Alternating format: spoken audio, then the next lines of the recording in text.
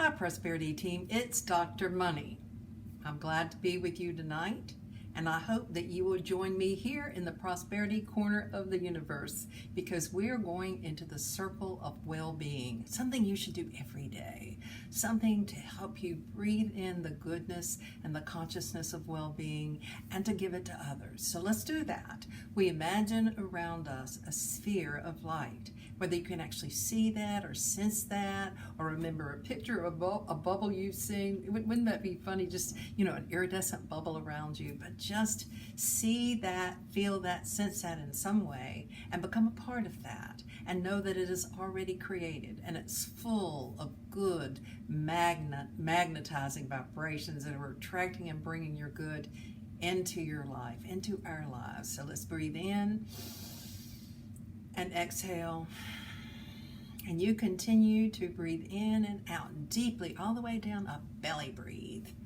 As long as I talk, you just keep this belly breathing going in, knowing that as you breathe in that sense of well-being, that sense of abundance, that life force, that chi, that energy. And as you exhale that life force and your intention that all beings have good delivered to their lives right now in this moment.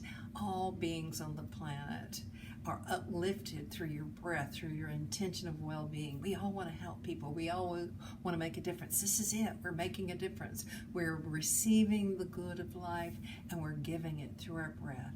Breathing in, receiving, breathing out and giving, knowing that mixed in this energy is the idea that we have what we need when we need it. Isn't that wonderful? A great and wonderful thing to know. And so be it. So be it with our Prosperity Circle of Light. I come to you with somewhat of a heavy heart because someone I know is about to make his transition. And I wouldn't bring that up except for the fact that this person has been a prosperity mentor for me. He has written so much on money, consciousness, on prosperity. He's been given seminars for, he's in his 80s, so for probably 55 years, and was definitely one of my mentors. And he had a money case.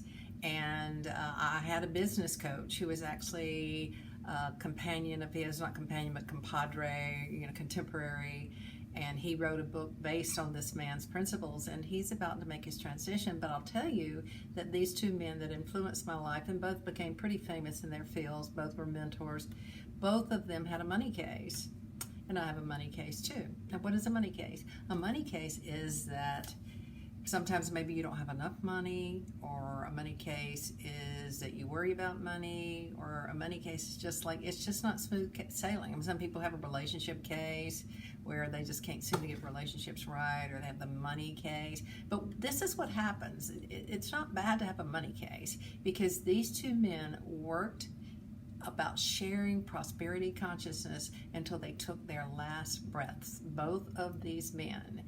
And because of the money case they had, they came up with lots of innovative ideas on how to break out of the mold, how to attract money, and what to do with money.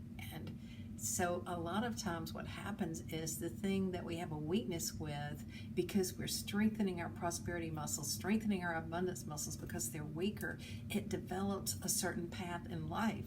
So don't think because you've got a money case, or you've got money lack, or you just don't feel comfortable and okay about money, that's a problem. This is something that will build our prosperity strength, build our money muscle. Some people, it doesn't matter. I mean, if you were a trust fund baby and you receive plenty of money and you don't worry about money, then you don't have a money case. But some people do have money cases, and those cases go all the way from people who live in poverty and don't even have the luxury of being able to think about emotional and psychological aspects of money and money relationship. But some of us do. We're educated, we're smart, we're intelligent, and we still have a money case. And I have a money case. That doesn't mean that I don't have money and I have enough money to last me for a long time. But I still have an ambivalent relationship with money, and so I work on it. I do homework about money just like other people might do work with their weight and work with their calories and work with their health. I work with my stuff about money, and it's an honorable thing to do because we need to uplift our consciousness about money, because we have some bad thoughts about money on this planet, and we have some bad relationships with money on this planet. It's those bad thoughts and bad relationships that are ruining the planet. It's these bad thoughts and bad relationships with money that have created a distance between the classes, because we always had to have cheap labor, and then we have people that need to oppress people so that we could have cheap labor. Money and our relationship with money has wreaked havoc on the world, and I'm saying that wrong, because it's not money that has really wreaked havoc. It's people and their use of money, because money is neutral.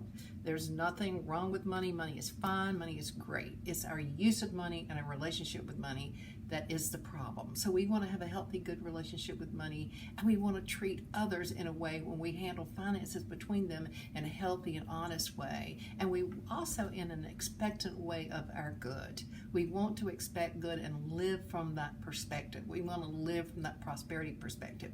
And if we have a money case, then it probably is going to take affirmations. It's probably going to take covenants, writing covenants to the universe about our money. It's probably going to take tapping or whatever, whatever we need to do in terms of working our money case. It's going to take those kind of things. But what we want to do with our money work is we want to enjoy it, have fun with it, and then radiate and illuminate that sense of prosperity consciousness. So I really want to give a thank out to two men who have definitely influenced my life so much, and that is Leonard Orr and Phil Laut. That's L-A-U-T, and Leonard Orr, O-R-R, Leonard Orr. If you would to look up any one of them on the internet, I think you'll find a lot of stuff and how they dealt with prosperity and money. But they have been teachers of mine, mentors of mine, and I appreciate their life and their live stream. And because they had a money case, that's probably why I'm here talking to you today, because of those two men. And of course, there are other people that I didn't know that have influenced me, like Catherine Ponder, and there are many people who have talked about money relationships, even Marianne Williamson, and just lots of people. But these people were big people in terms of money relationships. So this is Dr. Money. I hope you have a good evening tonight, and that you will remember for sure that I love you. Good night.